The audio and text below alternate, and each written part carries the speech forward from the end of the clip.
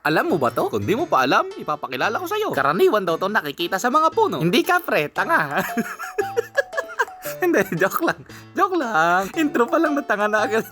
At dito ngay nakita ko pa ang aking tiyahin na nanlilimot ng laglag na kalamyas. Kaway tiya sa vlog at kayo mapapanood sa Pluto. Ikukumusta ko kayo kay Piccolo.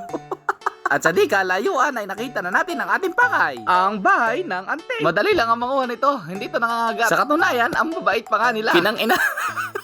May nakikita ko na ang ginagamit nila dito ay sako at yung may pangtusok. Para daw kapag tinusok, nya, sarap. Hindi, pero lang. Para daw kapag tinusok ay maglalaglagan na agad yung inakay doon sa ilalim na sako. Kaso mo, kasama rin yung sa katerbang napakabait ng mga langgam. Grabe, mabait talaga ng mga to. Sarap sila ba? Kapag ganito kasi proseso ay konti lang ang langgam na napapasama. Kasi karaniwan sa mga langgam ay lumalabas sa bahay at kung saan-saan ka na naman pupunta ha. Saan ka na naman pupunta? Napakalayas mong bata ka, makwarta ka. Hindi, joke lang. At eto na ang ating... Akin lang, akin. Di kasama. Sama-sama kayo. Buos, ang inakay ng antik. Kung ikay madiriin at ayaw mo makakita ng parang mga uod, layas dito. Manood ka na lang ng Cocomelon. Wala ka makikitang matino dito. Buko doon, wala rin dito gwapo. Baka mamaya, report mo pa tong account ko. Pukirang ina mo, padalwa ko na to. Pero kahit ganun, okay lang yon. Wala problema doon. Inuunahan na lang kita ha. Baka mamaya madiriin ka, lumayas ka.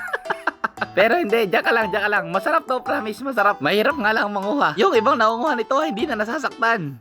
Sanay na daw kasing maiwanan. Broken yarn. At ito nga pala, pwedeng kainin ng hilaw. Kung makikita ninyo, papakitang gilas muna tayo. Talap. Lasang milk. De, tunay, lasang gatas. Kahit magpustahan pa tayo. Pusta ko na yung isang dangkal kong text tsaka isang dangkal kong pogs.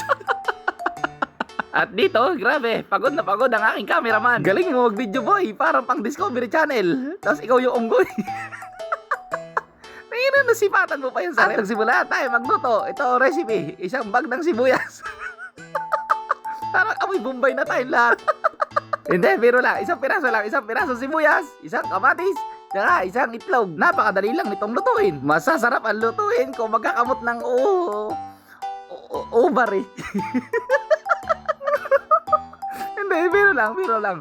At inagigisa ang ating sibuyas. Haluin lang ng haluin hanggang sa masunog. Hindi. Haluin lang ng haluin hanggang sa hindi na mapakinabangan. Isunod na natin ang kamatis. Yan, palambutin lang ang kamatis. Siguraduhin lang na nagigisa ng maayos. At kapag laya na lahat, isunod na ang itlog. Sa pagpili ng itlog, dapat yung bago. Kinang bugok tong nakuha ko. Ito, sigurado, hindi na ito bugok. Dinukot ko na ito sa puwet ng manok. Oh, di ba? Bagong-bago pa. Haluin lang ng haluin hanggang sa magtiwarik na ang kawali. Yan ang kawali ito, hindi maipantay.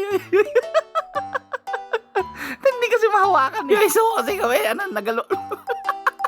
Hindi, biro lang. Tamad lang talaga, tamad. At kapag ayos nagisahin, isunod na ang mga inakay ng langgam. Mas maganda sana kung mas madami. Lagyan ng katamtaman dami ng betchin at asin. Yung sakto lang, yung hindi na mapapakinabangan ng yung bato.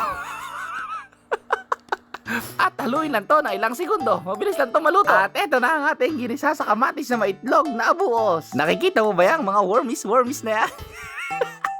Wah, lulungoy-lungoy. Tuwan-tuwa na naman si Abnoy. So, paano? Atin na itong titikman. At ito ang ating first bite. Thank you, guys. At papakita ko sa inyo kung gaano to ka-creamy. Ito yung sinasabing pumuputok sa labi. Kasi nasumbi. Hindi mo alam na nasumbi. Ang nasumbi ay napisbam sa huso. At dito yung pinatikim ko nga rin ito kay Mrs. Medyo nag-aalangan pa nga siya dyan. Pero no kanya natikman, okay naman daw. Wala daw problema kasi may camera. Dito tayo sa aking bunso. Ito talaga hindi magsisinungaling. Ito talaga magsasabi kung ano ang lasa. Lasang gatas?